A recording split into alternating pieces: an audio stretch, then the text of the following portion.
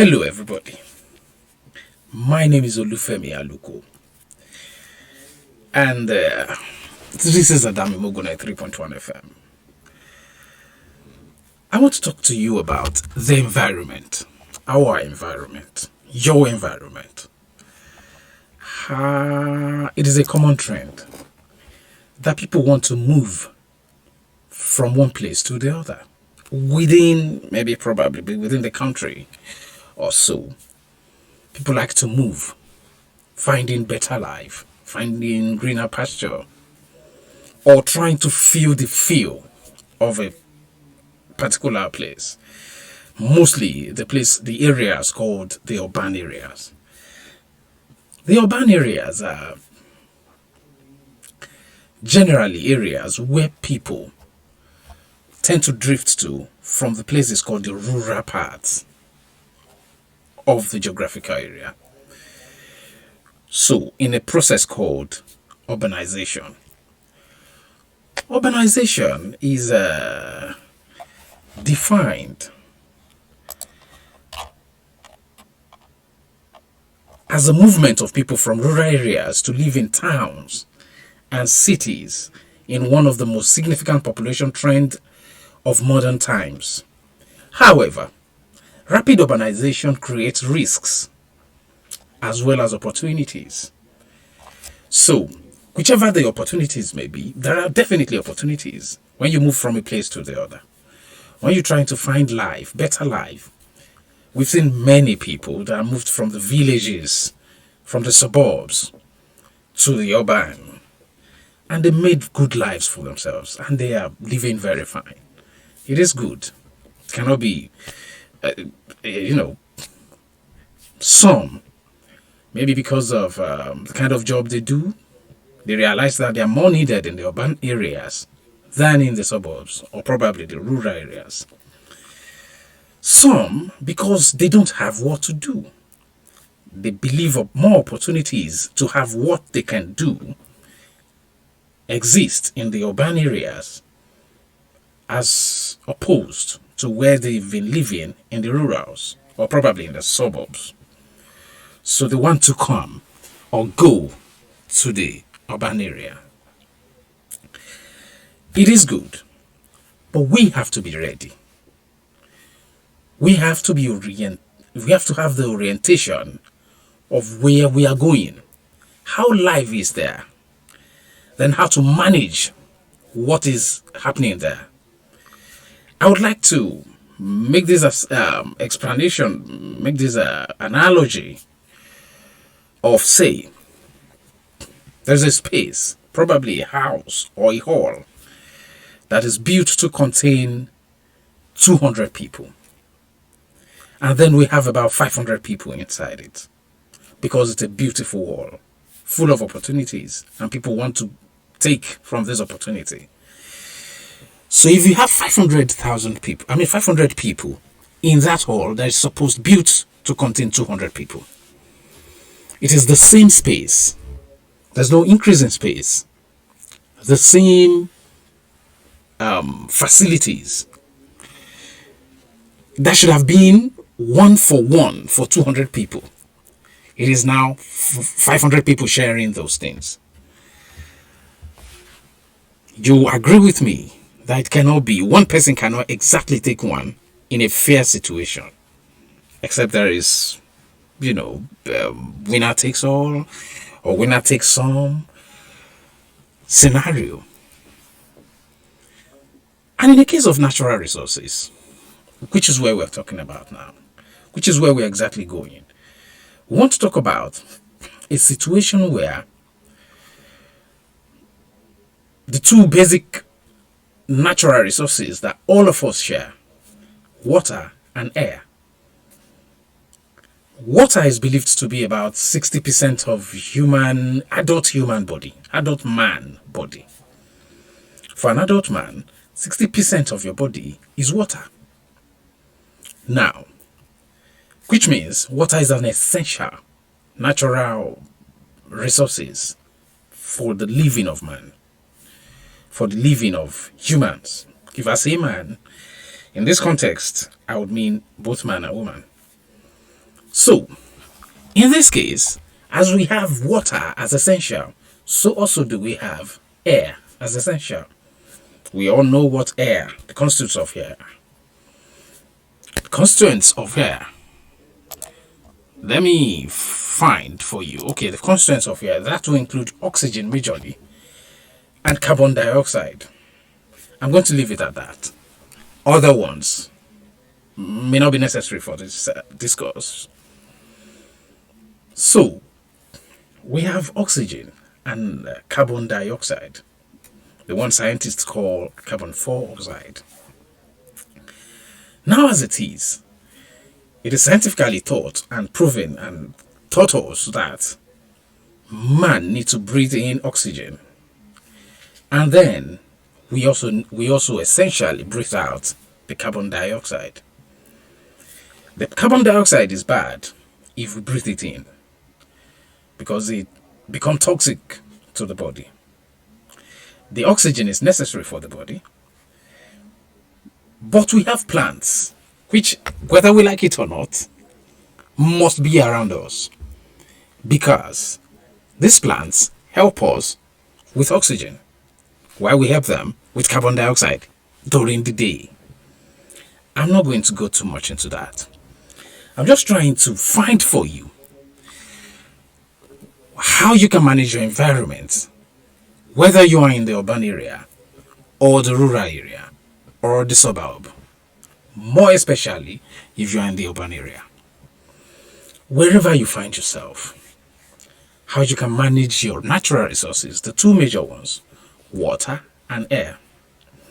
Note one thing, that there are two major problems surrounding those two natural resources in an urban area. In an urban area, pollution exists. And pollution in two senses: air pollution and water pollution. Can you see? So if you are living already in a rural area, know that if you want to drift to the urban part, this is the major thing that you have to understand for you to live fine, or probably to be ready to live the kind of life you might meet in the urban side. It is essential that if you have this knowledge, this orientation, you will know that, yes, you need to be ready to face the situation, the music, and then know how to manage your environment so you can enjoy your life and keep your health. So you have to know these things so you can manage your life. You can manage resources available for you within the urban setting. Let us take Nigeria as an example. Let's take Nigeria as an example. Nigeria is a country in the south, in the western side of Africa. Nigeria is a country in the western side of Africa. Nigeria is blessed with very many things, natural resources, but as it is, being in the tropical side of the world, the tropics, Nigeria has good temperature. It has good temperature. It's moderately hot, should I say? It's hot weather, and then it's hot weather, relatively homogeneous kind of weather. Nigeria has water, good water, surrounding it, or should I say surrounding, at the coastal region, and then some rivers all around. So majorly, there are places within Nigeria that happen to be the urban centers, the urban areas. These urban areas include a place known as Abuja, which is the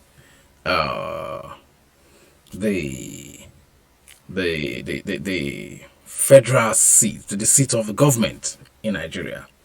Then there's another place called Lagos. Lagos will be my major point of my area of my major area of concentration. Lagos will be my major area of concentration. Talking about Nigeria, Lagos is in the southwestern part of Nigeria. It's a coastal city, or should I say coastal city state, because it is a state on its own, and it's developed enough to be called a major urban area. This urban area called Lagos is urbanized constantly. There's a term called rapid urbanization that happens to Lagos on a daily basis, because people tend to drift towards Lagos every time on a per minute per second basis. That you realize that there is no day that the case of traffic congestion is not recorded in Lagos. Why? Because the population is massive compared to the area. In a place like this, many people still want to come because business is booming, opportunities abound. Now, in a place like this, what do you think will happen to the air supply, the natural air supply? So what do you think will happen to the natural air supply? What do you think will happen to the natural water supply? Yes, Lagos has the Atlantic Ocean. It is sitting very near to the coast. It is a coastal city. But the Atlantic Ocean is not directly drinkable. It has salt. As you know, it's a sea. So there is seawater. Now, Lagos is there. So we have two major problems with Lagos. There is air pollution, there is water pollution. In case you don't know what air pollution is. So air pollution is the contamination, according to Wikipedia, the contamination of air due to the presence of substances in the atmosphere that are harmful to the health of humans and other living beings, or cause damage to the climate or to materials. Which means urban areas help to cause damage to climatic conditions. What is a climate? Climate is let me break it down in a way that everybody will understand. Is a measure of the atmospheric condition of a place over a long period. Standard says about 25 to 30 years. When they measure it and they find probably a central value, then they can determine the climate of the place. But now, climate is hard to determine because there's a concept called climate change. And that is as a result of several things, according to the believers in climate change, as a result of several things. And that a major one of those factors is human activities. Human activities help to affect the climate of any particular place. And in so doing, climate change is happening. So we can't categorically say the climate of this place is constantly like this, because it may come tomorrow and you say the temperature range of this particular place is no more like it was 25 years ago, because climate there has changed. Scientists, meteorologists would decide that, discuss that. Now we're talking about how do humans in drifting, urbanization, rapid urbanization majorly, affect your life as it also affects the climate. Okay, now it affects your life in that if rapid urbanization, if you're supposed to manage, like I said earlier, 200 is supposed to manage the resources of a room. Then we have 500 people there sitting, standing, walking, existing, living. Then they have more than doubled the level of sharing in that place. So, I'm going to give it to you that if you find yourself in an urban area, for whatever reason, maybe deliberately or indeliberately, maybe you were transferred there, or your job makes you come there, all you have to do is to make sure that at least you try to purify the air around where you live. Make it authentic. Make it good for living. How do you do that? Get plants around yourself. I have seen people making plants, growing plants, probably flowers, green flowers, or green plants, majorly, green plants, so that during their during the time they're making their chlorophyll, I don't want to talk too much science. During the time they are trying to live, make their food during the day, they take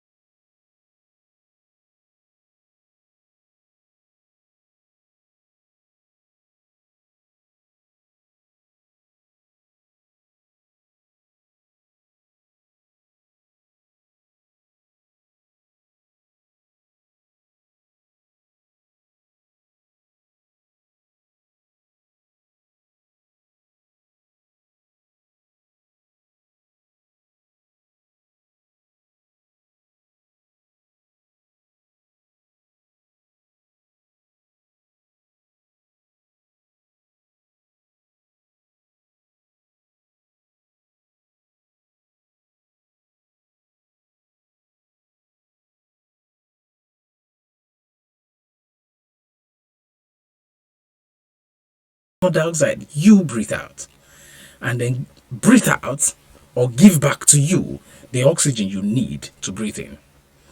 That is beautiful. That's an environmental balancing.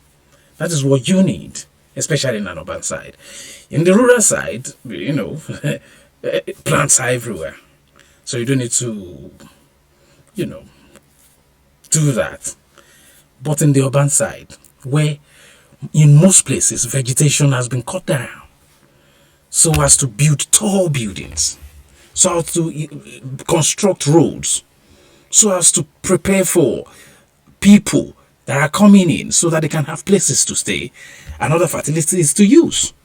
Then the little space you have, you realize that there are few plants around. All you have to do is get plants and live within. That means make sure that your plant helps to purify, because it is naturally going to purify the environment for you. Can you see? Even if you don't have the authority or the chance to plant tall, big trees around you, you can make flower pots or plant pots, vases that you can put plants inside, green plants, and then you surround your room or your apartment with that. It will help you. Definitely help you. So that is what I'm dropping for you today. I hope next time I come on this topic, you'll be ready to probably, by the time I come back, other issues will be discussed. And if you have anything you want to tell me about this, just put it on the comment section. I love you. This is Olufemi Aluko, and this is powered by Adami Muguna 3.1 FM. Thank you very much.